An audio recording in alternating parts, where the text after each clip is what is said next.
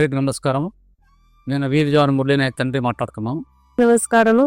నేను వీర జవాన్ మురళీ నాయక్ అమ్మ మాట్లాడుతా ఉన్నాను. ఎందుకురా నువ్వు ఉండేది ఒకడే, మనకి వద్దు, ఈ జాబ్ వద్దు మనకి నన్న కూడా మురళి లేదమ్మా, నేను దేశం కోసం భారతదేశంకి సేవ చేయాలని నా కోరిక ఉంది. కానీ నాకు దాంట్లో ఒక రోజైనా నా మిలిటరీ డ్రెస్ వేసుకోవాలని నాకుంది. నేనేమన్నా నాకు అనుకోకుండా ఏమన్నా జరిగితేగిన మన భారతదేశం వాళ్ళందరూ మన ఇంటి దగ్గర ఉంటారు ఇట్లని మాతో చెప్తున్నారు సార్. ఏప్రిల్ 14 మన మురళీ నాయక వైకుంఠ సంవారాధం జరుగుతుంది. పవన్ కళ్యాణ్ సార్ మీరంటే చాలా మురళీకి చాలా అభిమానము, చాలా ఇష్టము.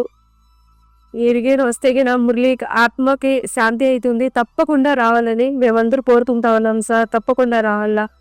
మేము మీ దగ్గర ఎలా చేరుకోవాలనేది మాకు తెలియటం లేదు, కానీ ఈ చిన్న వీడియో మీ దగ్గరగా షేర్ చేస్తున్నాం.